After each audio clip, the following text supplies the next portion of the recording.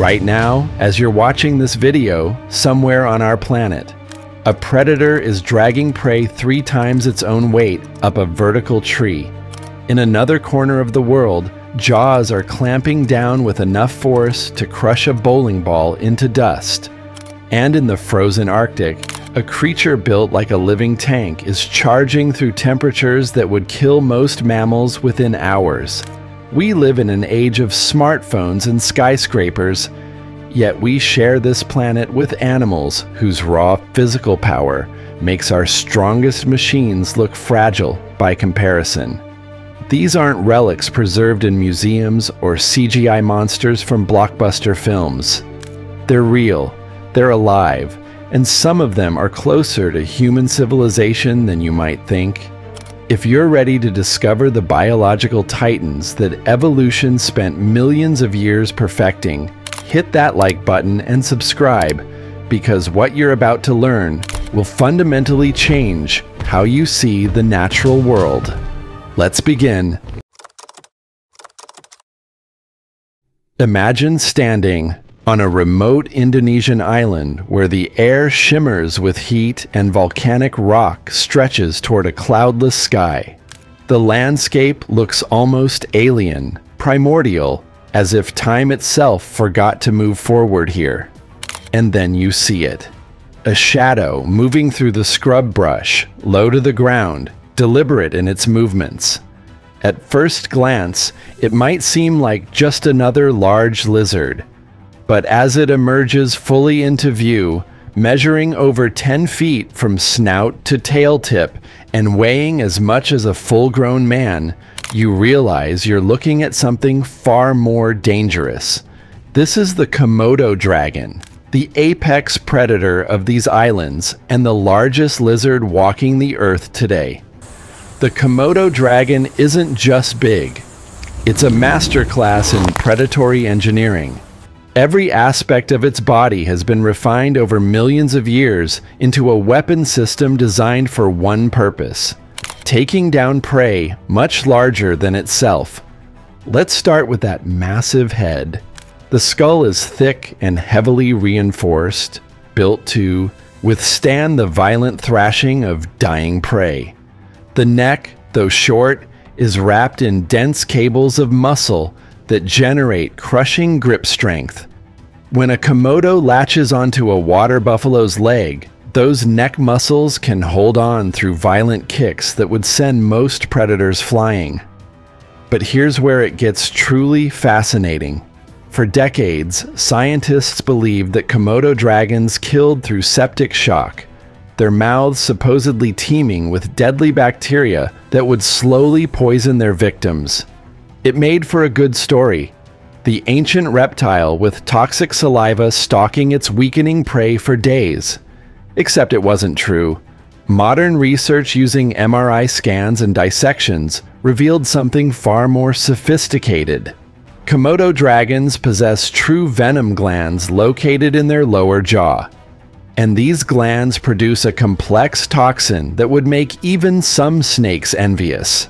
This venom cocktail does something particularly insidious. It prevents blood clotting, causes massive vasodilation, and induces hypovolemic shock.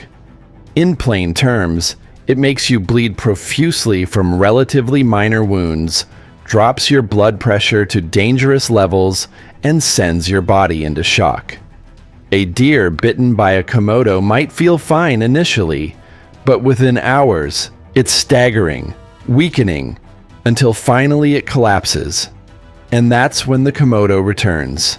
Not because it was tracking bacteria, but because it was waiting for its venom to do its work. The dragon's jaws contain over 60 curved, serrated teeth, each one designed to slice rather than crush. When it feeds, it doesn't chew. Instead, it uses its powerful neck to jerk and tear, ripping away chunks of flesh in a feeding frenzy that can strip a carcass clean within hours. And here's a detail that truly showcases its strength. A Komodo dragon can drag the body of a deer or wild boar weighing several times its own mass for considerable distances. Think about that for a moment. This reptile, using only the strength of its legs, neck, and core, muscles, hauls dead weight that would require multiple humans with ropes and pulleys to move. In the wild, adult Komodos have virtually no natural predators. They sit at the top of their island food chains, feared even by their own kind. Younger dragons often climb trees to escape the cannibalistic tendencies of larger adults. And when humans encounter them, the results can be deadly. There are documented cases of Komodos attacking park rangers, tourists who ventured too close, and villagers working near their territory. These aren't mindless attacks. Komodos are intelligent hunters with excellent memory. They learn patrol routes, recognize individuals, and will test defenses looking for weaknesses. In the hierarchy of Earth's most dangerous creatures, the Komodo dragon stands as proof that the age of reptilian dominance never truly ended. It simply relocated to a handful of islands where evolution saw no reason to change perfection. If the Komodo dragon represents the pinnacle of reptilian land predators, then our next creature is the ultimate expression of aquatic ambush hunting. It's an animal so perfectly adapted to its role that evolution essentially stopped tinkering with the design 60 million years ago. When nature creates something this effective, why change it? In the murky estuaries of northern Australia and throughout Southeast Asia, there exists a predator that has remained virtually unchanged since the age of dinosaurs. The saltwater crocodile isn't just the largest living crocodilian. It's quite possibly the most successful large predator design in Earth's history. Males regularly exceed 17 feet in length and can weigh over a ton, with exceptional individuals documented at 23 feet and more than a ton and a half. But raw size tells only part of the story. What makes the saltwater crocodile truly extraordinary is what happens when those jaws snap shut. In 2012, a team of researchers conducted bite force experiments on captive saltwater crocodiles using reinforced pressure sensors. What they recorded changed our understanding of animal bite mechanics. One large male generated a bite force of 16,414 newtons. To put that in perspective, a lion's bite measures around 4,500 newtons. A great white shark, approximately 18,000 newtons at maximum estimate. The saltwater crocodile is matching one of the ocean's apex predators pound for pound, and it's doing it with a bite optimized not for slashing, but for something far more terrifying: the crush. The crocodile's skull is a biological vice. Massive jaw muscles, some of the largest relative to body size in any vertebrate, connect to a closing mechanism that functions like a hydraulic press. Those conical teeth aren't designed for chewing, they're penetration tools. When they sink into flesh, they anchor the prey in place for what comes next: the death roll. This is where the saltwater crocodile's true power reveals itself. Once it has secured its grip, the crocodile begins rotating its entire body around its longitudinal axis. This isn't a random thrashing, it's a calculated technique that combines bite pressure, body mass, and rotational momentum to generate tearing forces that can dismember prey in seconds. The mechanics are brutal in their efficiency. As the crocodile spins, the differential forces across its jaws create shear stress that no biological tissue can withstand. Limbs are twisted off. Flesh is torn from bone. Large prey animals that might have survived the initial bite are quickly rendered into manageable pieces, and the crocodile's tail, a solid mass of muscle accounting for nearly half its body length, acts as both propulsion system and battering ram. A full-force tail strike from a large saltwater crocodile can break bones and throw human-sized objects several feet through the air. But perhaps the most unnerving aspect of saltwater crocodiles is their patience. These animals are ambush specialists refined to near perfection. A crocodile can remain motionless in the water for hours, even days, with only its eyes and nostrils exposed. Its heart rate slows. Its metabolism drops. It becomes, in effect, a living trap waiting to spring. In this state, it's nearly invisible, indistinguishable from a floating log or submerged rock.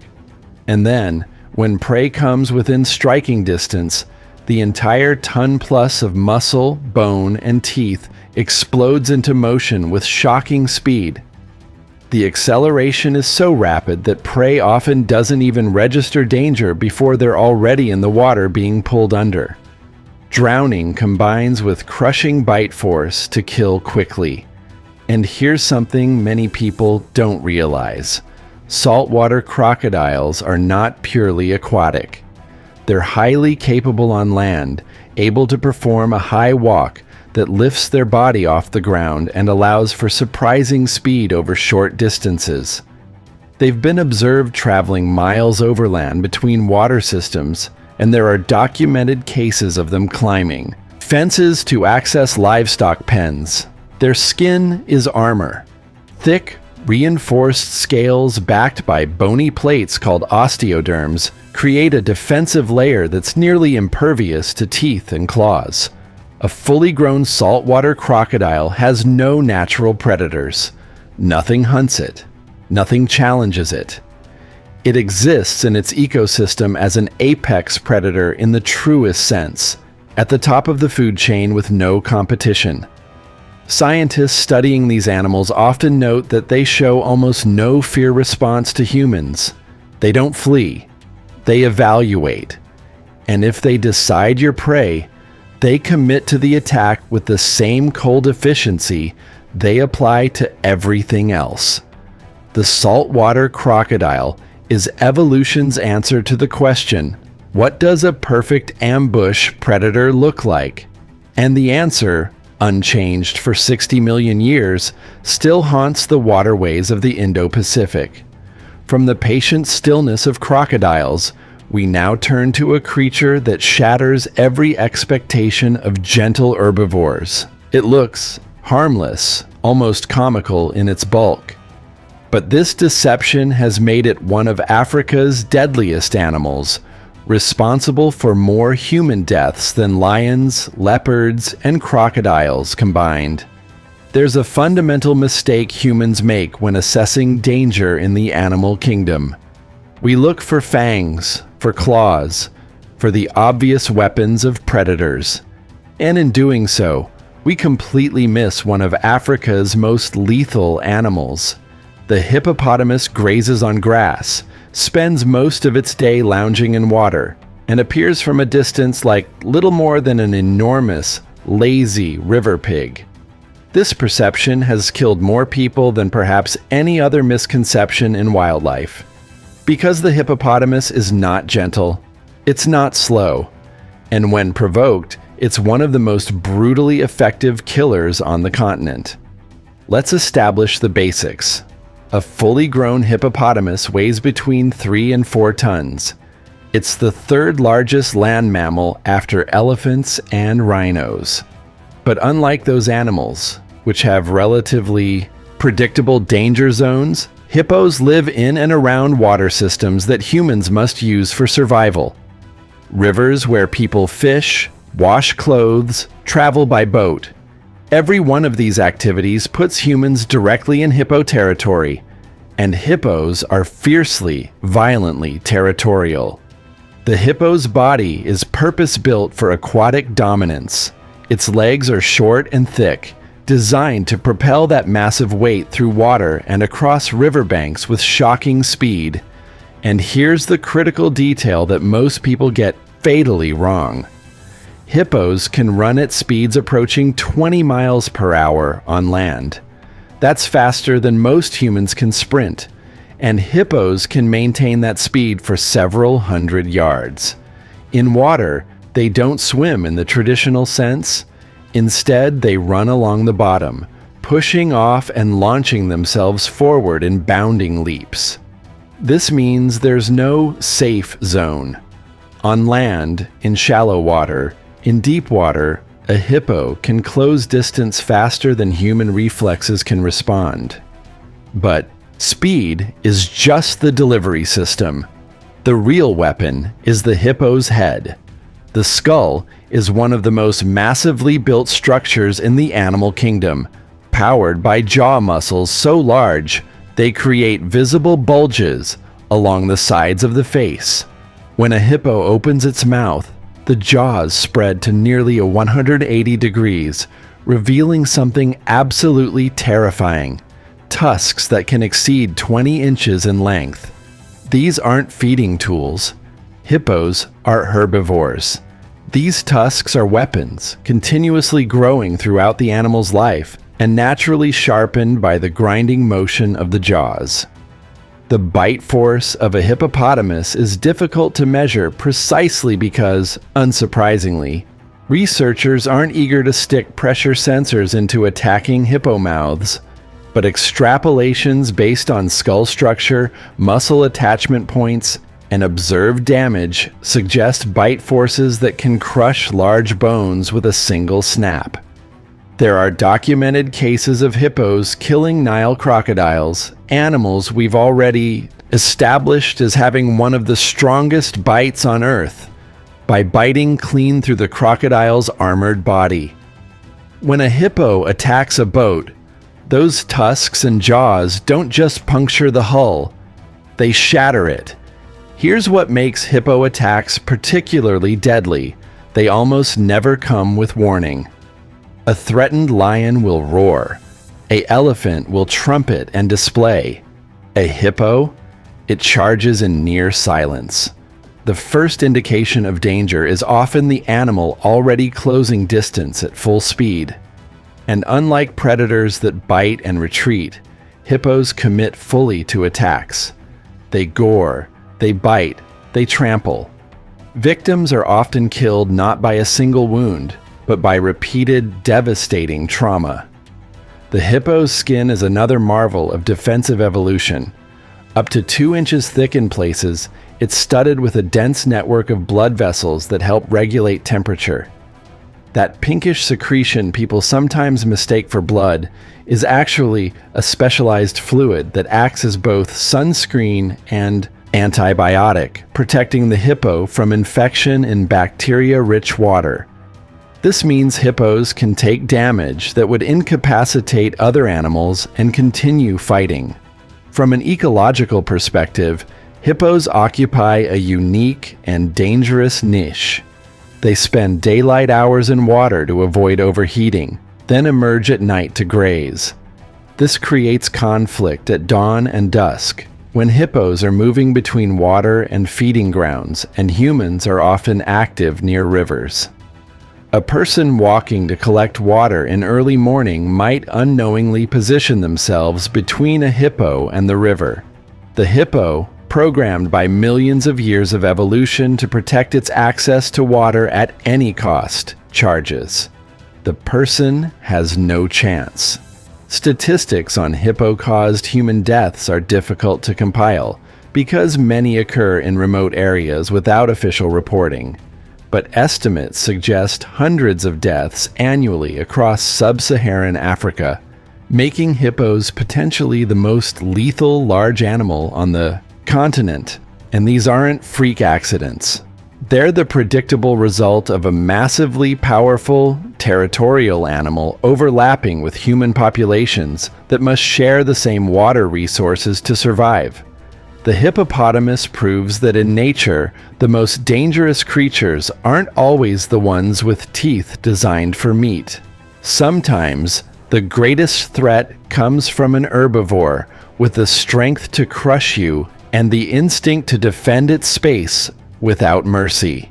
We now journey from Africa's rivers to the frozen extremes of the Arctic, where survival itself is a daily battle against temperatures that can kill in minutes.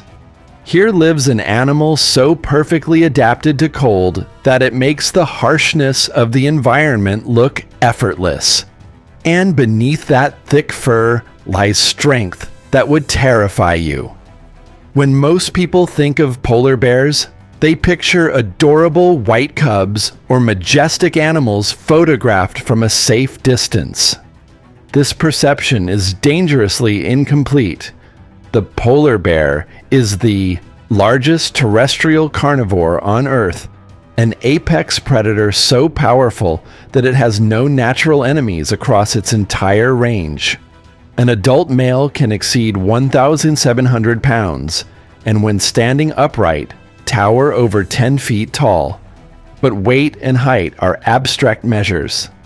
The polar bear's true power becomes clear only when you understand what that body can do. Comparative studies of large mammalian strength place polar bears at the absolute top tier. A full-grown polar bear can lift and drag approximately 1,000 pounds of dead weight. That's roughly 70% of its own body mass, sustained over considerable distances across ice. For comparison, elite human powerlifters, after years of training, can lift perhaps twice their body weight under optimal conditions for a single repetition. The polar bear does this casually as part of routine hunting, hauling seal carcasses across frozen terrain. The biomechanical strength required is staggering. This power is concentrated in the polar bear's shoulders, neck, and forelimbs. The shoulder structure is exceptionally wide, creating extensive attachment points for muscle. These aren't lean, endurance-adapted muscles. They're dense, explosive fiber designed for maximum force generation over short bursts. When a polar bear strikes, it's delivering impact force measured in thousands of pounds. There are documented observations of polar bears shattering seal skulls with a single blow from a forepaw. The combination of speed, mass, and precision makes these strikes lethal to almost anything the bear encounters. The paws themselves are remarkable tools. They can span over a foot in diameter, distributing the bear's weight across thin ice that would collapse under a human. But they're also weapons. Curved, non-retractable claws up to 2 inches long provide traction on ice and function as grappling hooks on prey. When a polar bear catches a seal emerging from a breathing hole, those claws sink in and lock on.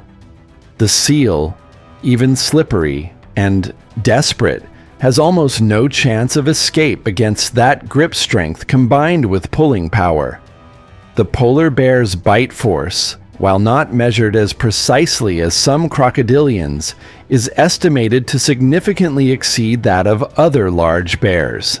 The skull is robust, with massive jaw muscles capable of crushing through inches of seal blubber and then cracking bone beneath.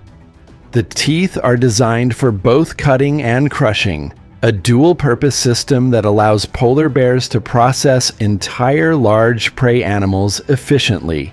But strength alone doesn't explain the polar bear's dominance in one of Earth's harshest environments.